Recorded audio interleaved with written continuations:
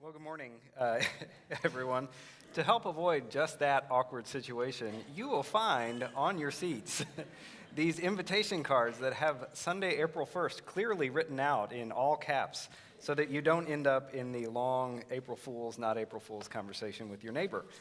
We would, though, encourage you, if you have a friend, as Steve mentioned, Easter is one of those times in any given year where people are just more open to attending church with someone. So if you've got someone in mind that you think would benefit from being here and learning more about the God that we worship and the difference he can make in our lives, I would encourage you to invite him here, and we look forward to doing that. For those of you that I haven't had a chance to meet before, my name is Mike King, and I'm one of the pastors here at Suburban. And we are finishing up this morning a series that we've been doing called Greater Than. And each week in this series, what we've done is we've picked one psalm, one of these ancient songs and poems of the people of ancient Israel that we have recorded in the Old Testament book of Psalms.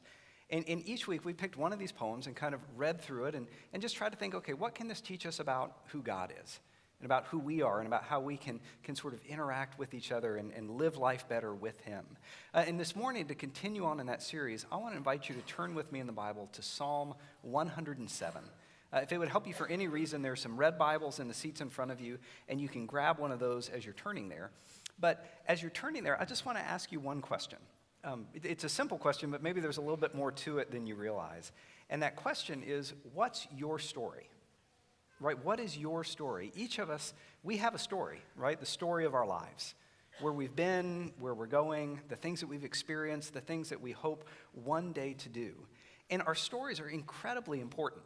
Like for me, I really feel like I haven't gotten to know a person until I've had a chance to hear a little bit more about their story, about where they're coming from and all of that.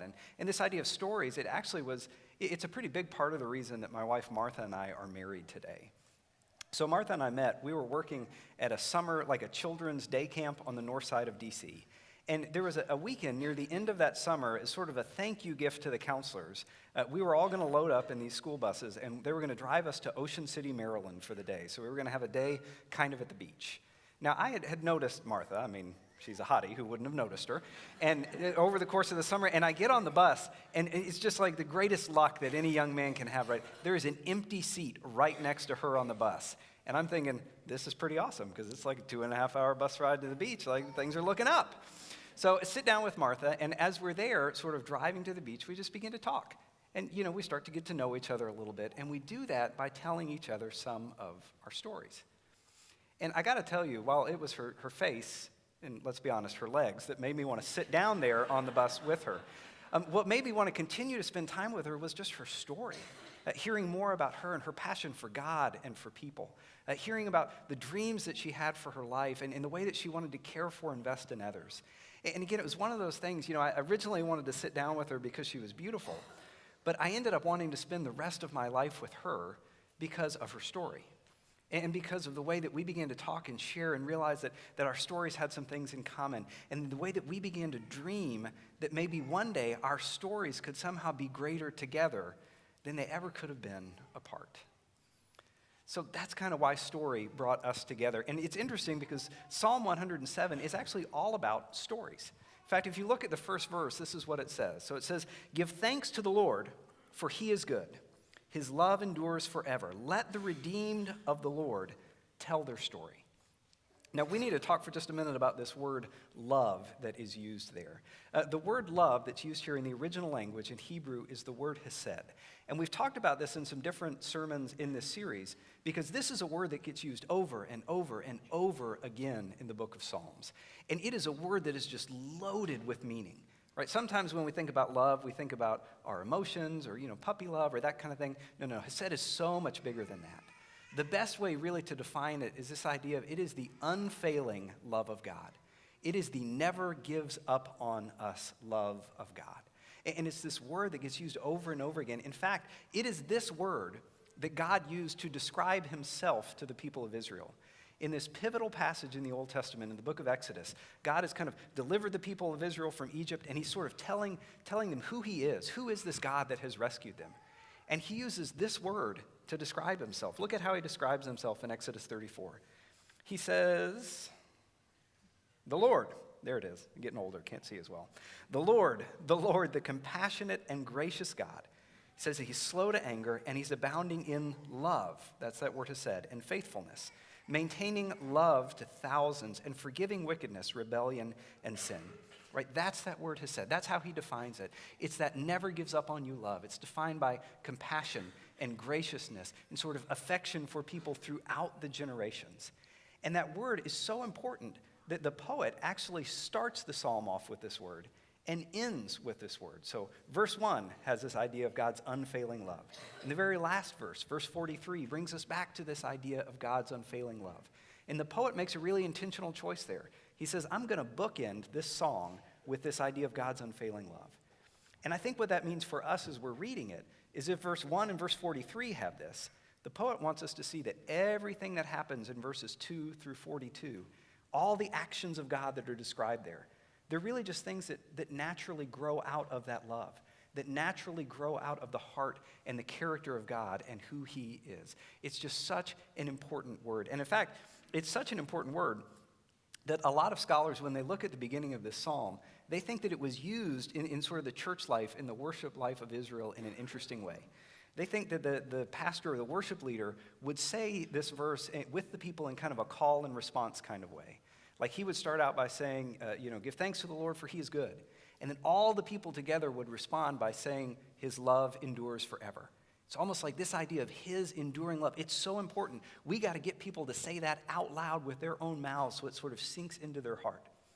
In fact, a lot of you guys know this. A lot of churches to this day, they do that in their worship services, right? It's sort of part of the regular experience that a worship leader says, give thanks to the Lord for he is good, and the people respond, his love endures forever. Have you guys ever been at a church that does that kind of thing? Some of us have. Okay, well, just to have that experience, for those of you who've never had it this morning, we're going to do that together this morning. So we're going to put that verse up here on the screen. We're going to sort of embody with our own mouths this idea of God's love that endures forever. So I'm going to read the part that's there at the top, and I want everybody to read with me the part there that is in italics, all right?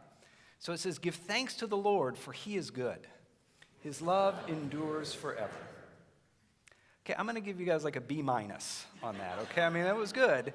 Except remember what we're talking about. We're talking about the unfailing love that God has for us. So I want us to do that one more time, but really think about it.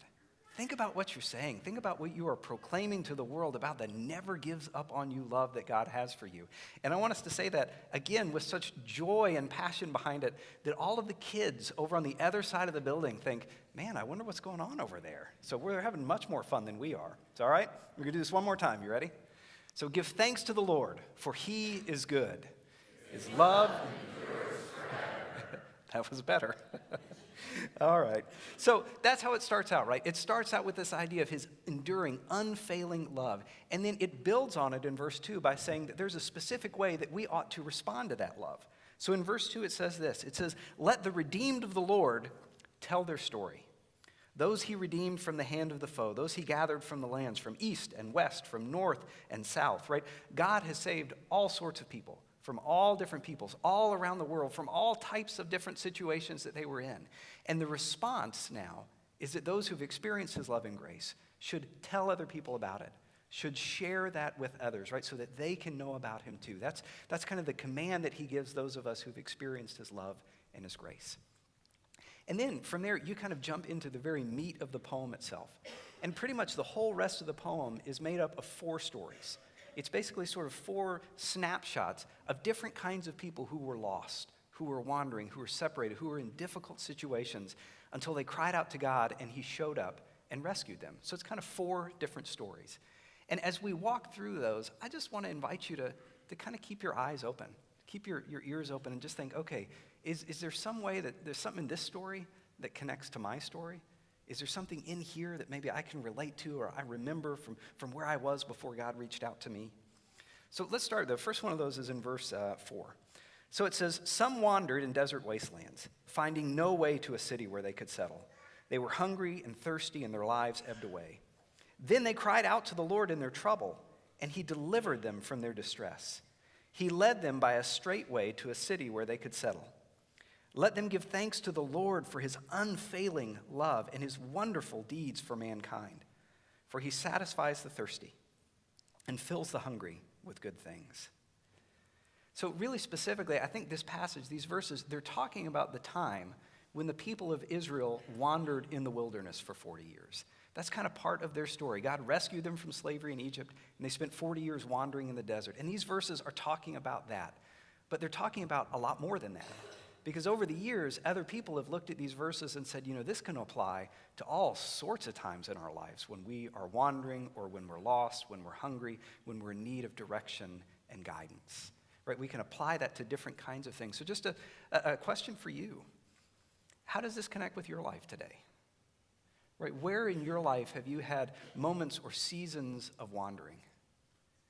Where in your life has God just been waiting for you to cry out to him so that he could show up in your life and give you some direction and bring you back? I know for me personally, wandering is a big part of my story, of my journey with God. When I was in high school and college, I kind of wandered away from the church. I had all sorts of questions about God and the church and the Bible, all of that kind of stuff. But in hindsight, I can look back on that and realize that I was never alone in those things. That God was always there with that never gives up on you kind of love. He was kind of always at the edges, just waiting for me.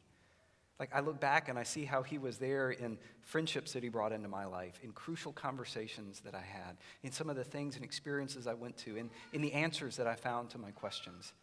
He was there. He never let go of me until I got to the point where I realized that I really did need to cry out to him. And then just like these people, he came in and he rescued me. And that pattern, right? People crying out to God and then God showing up and rescuing them. That happens in each of these 4 different examples that we're looking at here. So let's go ahead in verse 10 and we'll look at the second one. So this is the second group of people that God rescued. It says, some sat in darkness, in utter darkness, prisoners suffering in iron chains because they rebelled against God's commands and despised the plans of the Most High. So he subjected them to bitter labor. They stumbled, and there was no one to help. Then they cried to the Lord in their trouble, and he saved them from their distress. He brought them out of darkness, the utter darkness, and broke away their chains. Let them give thanks to the Lord for his unfailing love and his wonderful deeds for mankind. He breaks down gates of bronze and cuts through bars of iron. Right? So again, this is that second group of people that God shows up and rescue, people who felt like they're in prison. People who feel like they are enslaved or enchained. They've got these iron chains on them. And a lot of you guys know this, but you know that the God that we follow has a long history of busting people out of jail, right? I mean, you go back to the very beginning, the first book of the Bible, Genesis. Joseph, one of the patriarchs, the sort of early fathers of the nation of Israel, he's in prison, and God gets him out in a miraculous way. And then, of course, the people of Israel are literally slaves in Egypt, and he rescues all of them. That's kind of like being delivered from prison. And you go to the New Testament, and you have these early Christian leaders like Peter and Paul that God just blows the gates off of prisons and brings them out in miraculous ways. And it still happens today, right? It's like that song we sang this morning. If you've got chains, he is a chain breaker. Randy always laughs at me because when I say, hey, is there a way we can sing that song? I always think it's the song Heartbreaker, but that's a Pat Benatar song from the 80s. It's totally different. But that's the idea, right? God, even today we sing that. He is a chain breaker. He is still in the business of breaking people out of prison. And for some of us, that's our story, right? Some of us have literally been in prison. And for others, that prison has been maybe a hurt or a hang-up or an addiction or some pattern of behavior that we just couldn't get out of on our own until God showed up, until we cried out to him and he came in to rescue us and deliver us. We know that this is true because some of us have experienced that. And I know that some others of us who are here, that's where we are this morning. We currently feel like we are trapped in a situation like that. And if that is you, I just want you to know that this morning that offer of hope and freedom and deliverance is there for you as well. And we'll talk in just a couple of minutes about what it looks like to access that and to ask for that. But first, I want us to go back and look at these other 2 examples because there's some important lessons for us to learn there. If you jump down to verse 17, we get to this third group of people. And this is a group of people who are in a really difficult situation, not because somebody else threw them in jail, but because they are stuck in the consequences of their own sinful, bad, broken decisions. So verse 17 says this. It says, some became fools through their rebellious ways and suffered affliction because of their iniquities. They loathed all food and drew near the gates of death. Then they cried to the Lord in their trouble, and he saved them from their distress. He sent out his word, and he healed them. He rescued them from the grave. Let them give thanks to the Lord for his unfailing love and his wonderful deeds for mankind. Let them sacrifice thank offerings and tell of his works with songs of joy. Now, this is a situation that I'm guessing a lot of us can identify, right? These people are in trouble as the result of their own decisions. It says that they are in this affliction because of their iniquities, right? This is the sort of the typical, I have made my bed, now I've got to lie in it situation. So another personal question for you, and this is not one that you need to raise your hands for.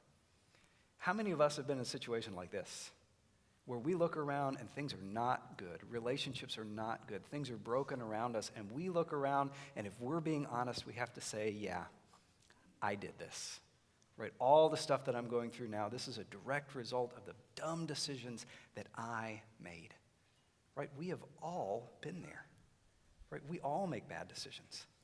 Right? We make bad relationship decisions, bad sexual decisions, bad financial decisions. All of us have been sort of caught up in the consequences of the dumb and sinful things that we have done. But the good news of that, whether that's us in the past or whether that's where we are here in the moment today, is that there's hope. There's such hope in this psalm, right? It says that God sent out his word and he healed them. Right, that's the good news of the gospel right there, is that we don't have to be stuck and trapped in the consequences of our sinful decisions forever. The God who saved us from that in the past is willing to save each and every one of us today from that as well. That's kind of what we see here in this third group. But let's go back. There's one more that I want to draw your attention to. This fourth group of people. You got people who are wandering, you got people who are in prison, and then you've got people who are just in the mess that they've made for themselves. And here, starting in verse 23, you've got a group of people that are in trouble, but it's not because of anything they've done. It's just because the world throws trouble at us sometimes. So it says, some went out on the sea in ships. They were merchants on the mighty waters. They saw the works of the Lord, his wonderful deeds in the deep. I kind of wonder what that is. What is it they saw? It's kind of a cool line. It says, for he spoke and he stirred up the tempest that lifted high the waves. They mounted up to the heavens and went down to the depths. In their peril, their courage melted away. They reeled and staggered like drunkards. They were at their wits' end. Then they cried out to the Lord in their trouble, and he brought them out of their distress. He stilled the storm to a whisper. The waves of the sea were hushed. They were glad when it grew calm, and he guided them to their desired haven. Let them give thanks to the Lord for his unfailing love and his wonderful deeds for mankind. Let them exalt him. Now, to really sort of get at the depth of what's going on here, this idea about sort of being rescued from the storm at sea, you've got to understand a little bit about the history of the people of Israel. They were not a seagoing people, right? Unlike their neighbors to the north, the Phoenicians. The Phoenicians were like world famous for being voyagers and travelers and explorers and all that kind of thing. Not the people of Israel. They did not like the sea. In fact, when you read sort of their ancient documents, whenever the sea is mentioned, it's always this image of this dark and dangerous place where things can change, where you will find that you are surrounded and about to be swept under by the chaos around you at any given moment, right? The sea was always a metaphor for them of the danger and what was dark and what was uncontrollable. They didn't like the sea, which is why, by the way, when God decided to rescue the people out of Egypt, the people that were slaves in Egypt, and he rescued them, I think he did something on purpose. Do you remember how he rescued them? He brings them out of Egypt, and he brings them right to the edge of the sea. And then he splits that sucker in half so that they can walk through on dry land. And he could have rescued them any way he wanted to. But I think he chose to rescue them this way because of what it taught them about who he is. For one thing, it taught them, wow, this is a God, he loves us. He loves us enough to come and rescue us. But he doesn't just love us. This is also a God who is powerful enough to tame the sea. So if the God who loves us is powerful enough to come up against anything we might be afraid of, if he is greater than all of our fears, wow, that is a God worth following. So all that stuff is kind of wrapped up in this sea, and it's such a dangerous place. And then here you've got these people, and they're out at sea. And maybe it's literally people who are about to be shipwrecked.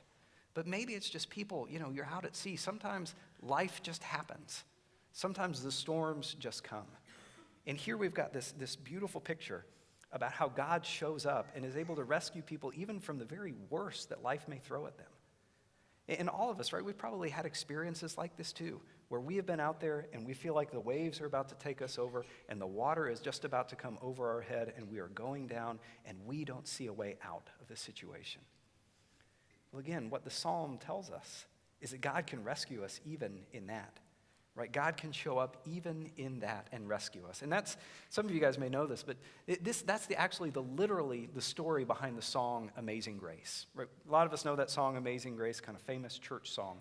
So Amazing Grace was written by a guy named John Newton who lived in the 1700s. And John Newton actually worked in the transatlantic slave trade. So part of his job, he worked on a ship that would transport slaves, people who had been kidnapped in Africa, to the New World to be sold into slavery. And at one point in his job, he's out there, so he's on boats a lot. So he's out at sea, and this enormous storm sort of sweeps up on him. And he thinks, this is it. This is the end. I'm going down. So he just kind of cries out to God, hey, God, would you save my life? And eventually the storm passes. And John Newton's like, oh, well, God saved my life. And then it's like something dawns on him. He's like, maybe God wants to do more than just save my body. Maybe he wants to save my story. Maybe he wants to take my little life story and invite it to change, to invite it to become part of something that is so much greater than what I could do on my own. And maybe I don't need to be in this line of work anymore after all. So when he kind of starts thinking along those lines, John Newton says, God, I don't want you just to save my body. I want you to save my soul, redeem me, bring me into a right relationship with you, forgive me for the sinful things that I have done. And God does, and this beautiful thing happens, right? He takes John Newton's little story and he folds it up into this greater story of what it is that he is doing in the world. And because of that, like John Newton has had an impact on people's lives that goes so much beyond what he could have done on his own. You know, he had an incredible impact and helped shape the life of a man named William Wilberforce, who ended up leading the charge in the legislature in England to ban slavery once and for all. And then John Newton, of course, ends up writing this song, Amazing Grace, that has changed and touched millions of people's lives over the years. Truly, his story is a lot greater than what it could have been on his own because he cried out to God, and God, in his unfailing love, saved him and helped his story be greater than what it could be. And so the poem, it gets through these four stories. It ends up with this example about the shipwreck, and then it kind of turns the corner and heads to home. And we get to the last verse, and we're reminded again about how important this love is. Look what it says in that last verse. It says, let the one who is wise heed these things and ponder the loving deeds of the Lord. Right? It ends with that reminder about the unfailing love of God. And then this sort of kind of weird little command. You know, let the one who's wise heed these things and ponder the loving deeds of the Lord. So that's a question that I think is worth thinking about for a minute this morning.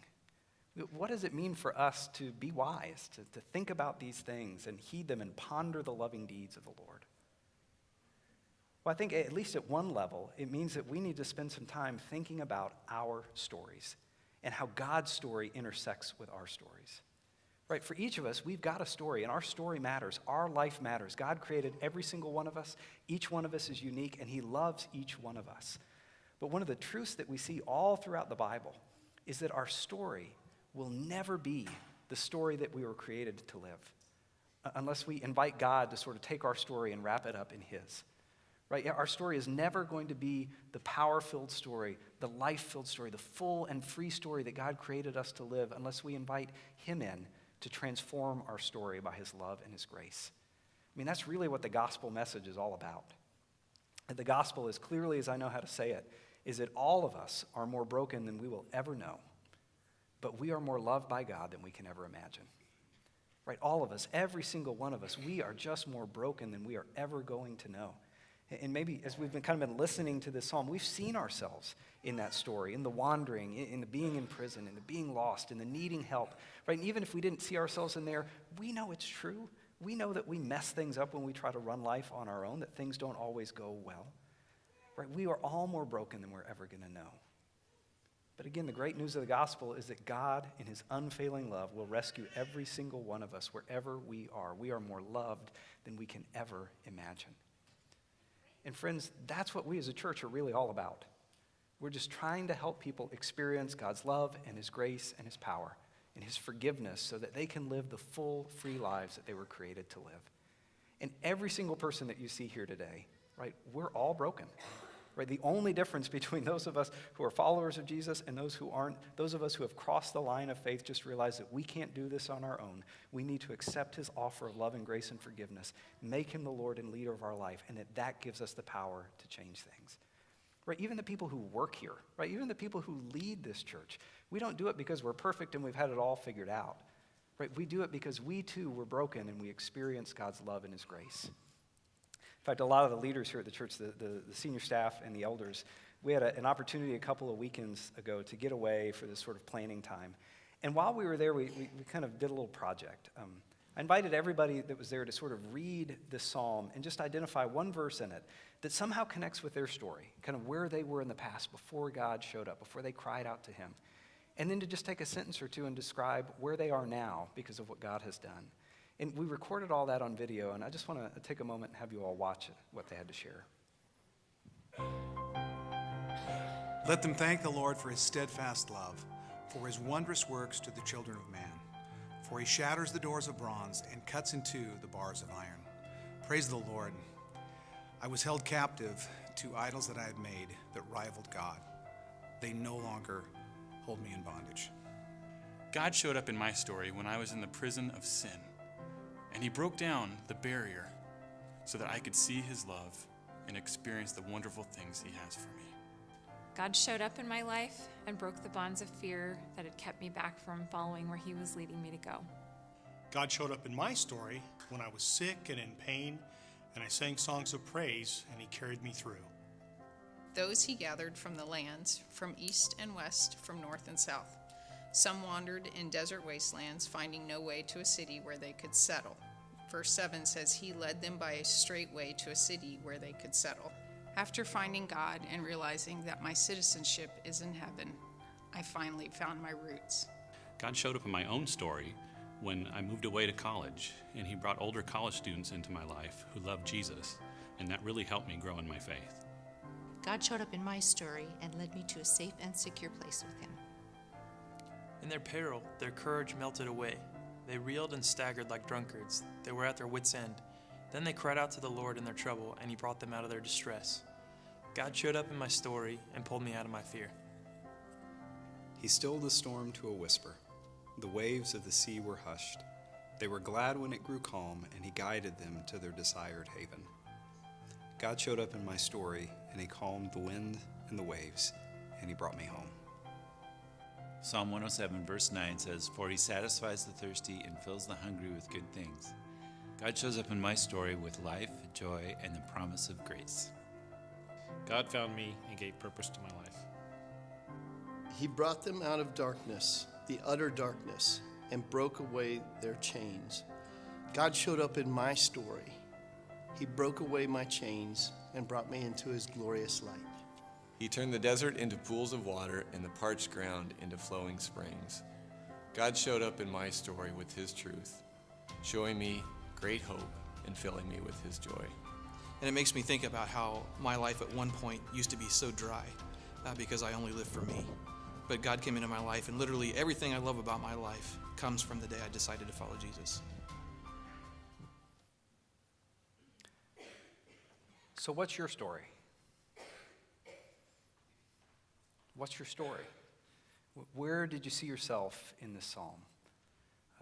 I know a number of you, so I know for a lot of you, when you see yourself in the psalm, when you think about how God is a rescuing God, you think about that in the past for you because you have already been rescued by him. You've already entrusted sort of your life to him and accepted his offer of grace and forgiveness. Well, if that's you, it's pretty clear what this psalm is commanding you to do. Right? It wants you to be a person who's wise, to take heed and to ponder these things. And then as it says in verse 2, let the redeemed of the Lord tell their story, right? If we have experienced God's love and forgiveness, part of what he then commands us to do is to go out and tell other people about what we have seen and what we have heard and what we have felt so that they might have an opportunity to know more about our God as well. And I know sometimes that can be an intimidating thought for people because, like you've got these relationships and people that don't know God and you care about them and, you don't want to say the wrong thing or say it at the wrong time. And if that's you, if you're not sure how to get started with this, I just would encourage you to pray. Say, God, you've got some people in my life who would benefit from hearing what you have done in my story. Just give me wisdom to know what to say and when to say it and how to say it so that they have the very best chance of responding to your love and your grace. And I know sometimes we're kind of intimidated to do this because we think, well, What if they ask me a question about the Bible that I don't know the answer to? Or what if they say this and I'm not sure what to say? You know, it's okay if you don't know the answers. If somebody asks you a question you don't know the answer to, it is perfectly fine to say, that's a great question. I don't know what the answer is, but I bet we can look and we can try to find it together. But in the meantime, let me tell you what I do know. I once was lost, but now I'm found. Right? I do know that my story used to be broken in all kinds of ways, and it has been transformed for the better because of the love and the grace of God. That's, I think, how we're called to sort of faithfully respond to what God has done in our lives. And look, if we're here this morning and we have never crossed that line of faith, we've never taken God up on the offer of grace and forgiveness that he gives us in the person of Jesus Christ, oh my gosh, today is the day when you can do that, right? I can assure you that God's offer is ready and it's here for you today as well. I mean, just think about some of the things that the people shared in that video. Maybe you're here and you're kind of trapped in the consequences of bad decisions that you've made. Maybe it's just fear. You're just afraid of where it may go if you say yes to God and put him in the driver's seat and follow him. Right? If that's you, I just want to encourage you to know that God loves you with an unfailing love. God has never given up on you. God will never give up on you. And his deepest desire is for your story to be the greatest story that it can be. And we believe that that just can't happen until we trust him to sort of take our life and fold it up into his so that we can be part of this greater story. So to close out our time together today, I'm going to have you stand in just a minute after I pray, and we're going to sing that song, Amazing Grace, the one that John Newton wrote. And as we do that, I just want to encourage you to use that time and use the words of that song to respond to God in whatever way you need to. Right? If you've accepted his offer of grace and forgiveness, just be praying about who it is that you can share with. You know, and if today is the day where you need to say yes to him, you need to invite him in to save you, then let the words of this song be the prayer that helps you do that. And for those of you who make that decision today, as you go, don't go without kind of heading to the prayer room. It's just out those doors to the right. There's some people in there who would love to pray with you and talk about some really good next steps that you can take to get started well in this new life with God. So would you pray with me? Father, thank you. Thank you for the opportunity we have to be reminded that our story matters, that our life matters. God, we are all unique creations of yours. No two of us are alike, and you love each of us with an unfailing love. God, thank you for just this experience of looking at the way that you have worked throughout the years to save and rescue people from all sorts of difficulties. And God, we recognize that many of us today, we are in the midst of difficulties. Even those of us who follow you, God, it's not like life is always easy. So we just invite you, God, to come and to continue that work of rescuing and helping us. And God, for those of us who are here today who have never crossed that line of faith, who've never accepted this free offer of grace and forgiveness that you give us, God, give us the courage to do that today, to open up our hearts to you and say, God, I don't understand all of this, but I want to give as much as I understand of myself to as much as I understand of you and trust that that is enough, that you can redeem me, that my story can be the greatest story that it can be when I invite you to come in and save me. So God, I just pray that as we sing this final song, you would use the words and the space that it provides to help each of us respond to you in the way we need to today. Amen. Would you all stand as we sing?